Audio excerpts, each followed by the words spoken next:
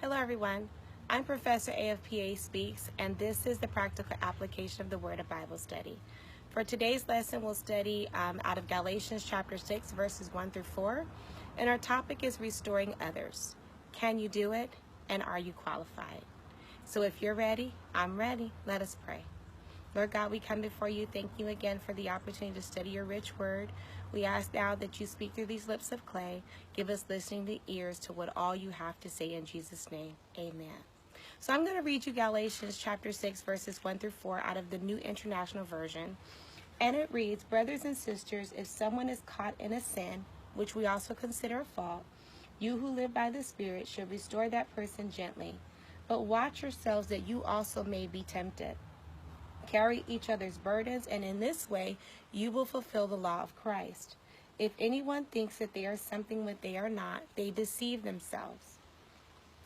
Each one should test their own actions, then they can take pride in themselves alone without comparing themselves to someone else." So we know sin has consequences. Poor decision has consequences. And sometimes those consequences that can hit us and overwhelm us and really overtake us. It can be a bit much to handle sometimes. So the definition of overtaken means come suddenly or unexpectedly upon, identifying typically to a misfortune, a feeling that affects one suddenly and powerfully, or to be taken by surprise. And again, it can happen because sin has consequences, and any of us can be subject to failing or falling depending on what we face or even what we decide.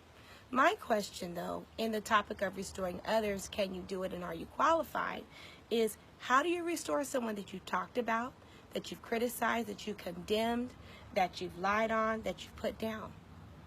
How can you restore someone that you've destroyed?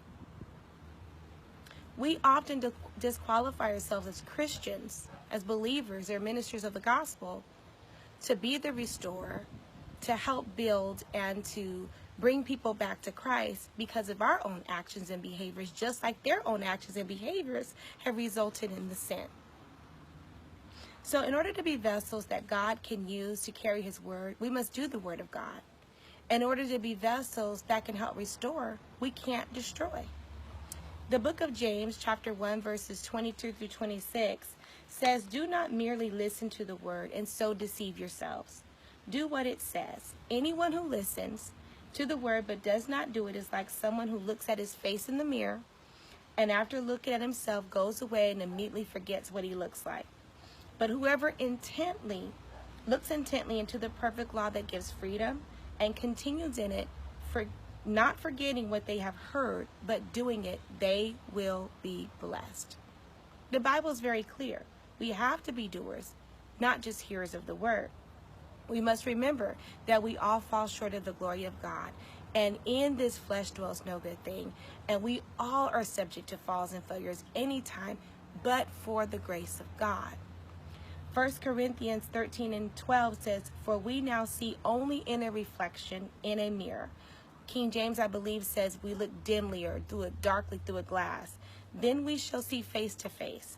Now I know in part, then I shall know fully, even as I am fully known." And the then is in the day of Jesus Christ. We're not perfected to then.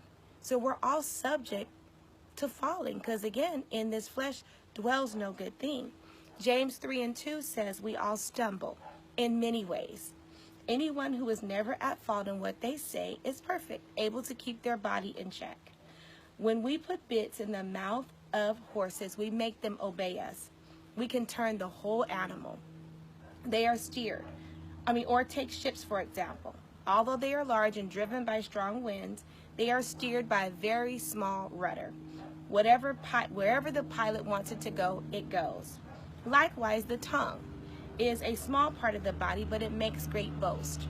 Consider when a great forest is set on fire by a small spark. The tongue is also a fire, a world of evil among the parts of the body. It corrupts the whole body, sets the whole course for one's life on fire, and it itself is on fire by hell. All kinds of animals, birds, reptiles, and sea creatures are being tamed and have been tamed by mankind but no human being can tame the tongue. It is restless, evil, full of deadly poison. That's the Bible. We got work. I think that's why Paul says that we must die daily. Our flesh, we have to crucify this flesh daily, because in it dwells no good thing, particularly in the tongue. We also, as believers, must be careful not to become like Job's 3 friends and condemn, criticize what we don't understand, agree with, or even believe. You know, there's only one judge, only one righteous judge, and that is God.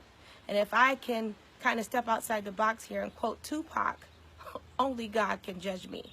Can somebody say amen? Our job as Christians or believers and ministers of the gospel is to not to judge, condemn, or criticize, blame, or convict, because some people are victims of circumstances and some people are victims of poor decisions, yet they are all victims of the same. They are all victims. So we who are spiritual restore others in the spirit of meekness. It doesn't matter how they got there, they're there. It's our duty, it's our job to bring them back to rightful standing in Christ. Our job as Christians and believers is to build, to restore, to uplift, to carry and bear each other's burdens. I believe if you possess a title, there's certain requirements that you hold. 1 Timothy 3:2 says, "Now the overseer is above reproach, faithful to his wife, temperate, self-controlled, hospitable, and able to be taught." Although this text specifically refers to bishops or overseers, I believe it applies no matter what title you possess. Why, might you ask? Because Ephesians 4:11-13 says, "So Christ gave himself, the apostles, the prophets, the evangelists, the pastors, and teachers to equip his people for works of service, so that the body may be built up until we all reach unity of faith and in the knowledge of the Son of God and become mature, attaining the whole measure of the fullness of God." Now do you see why I say 1 Timothy 3:2 ties to no matter what title you have? Because the titles are designed to build up the body of Christ, to equip them in love and unity for works of service unto God. It's not for us. You know, the one thing I noticed in studying Ephesians with the pastors, evangelists, prophets, teachers, that all those titles were lowercase. The only thing capitalized was Son of God and Christ. So my question is, if the Bible has them lowercase, why do we capitalize them when we carry them out? Why do we make more of the title than what the Bible even defines it to be? It's clear, because anything that was worth of great, great value and importance, if you read the scripture, it's capitalized. Those that were of lesser value is lowercase.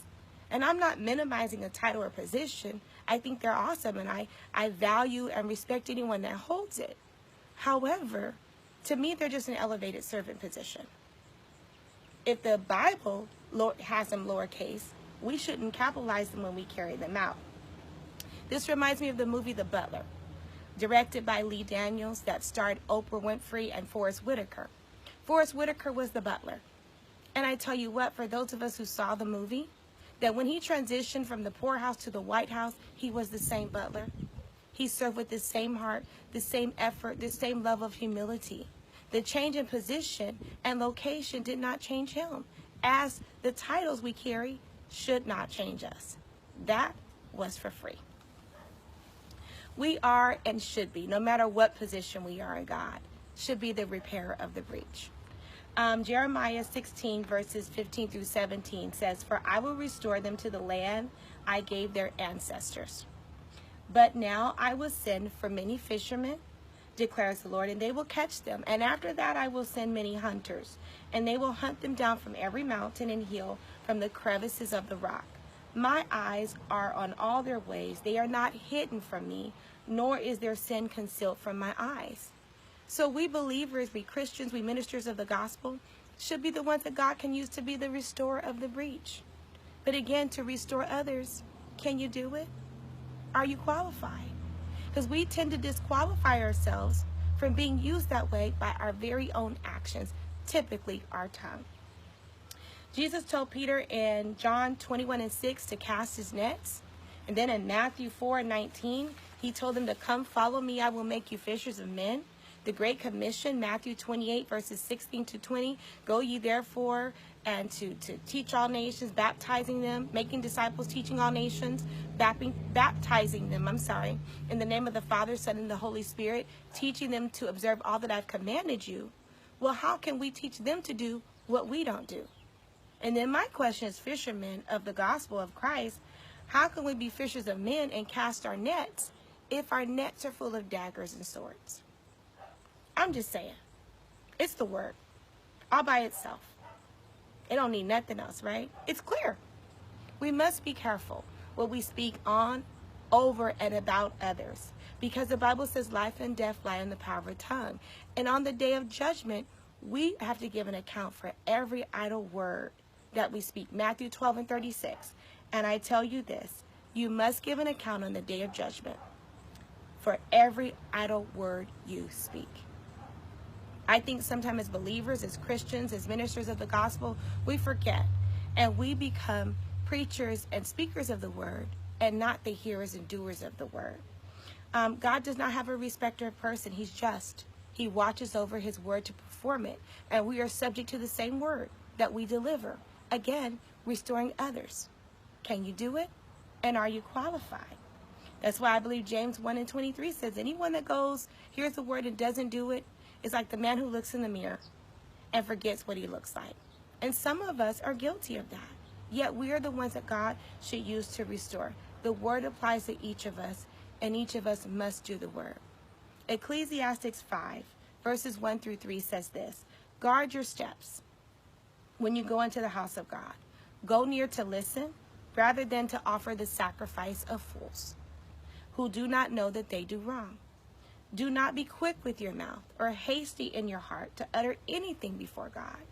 God is in heaven, and you are on earth. So let your words be few.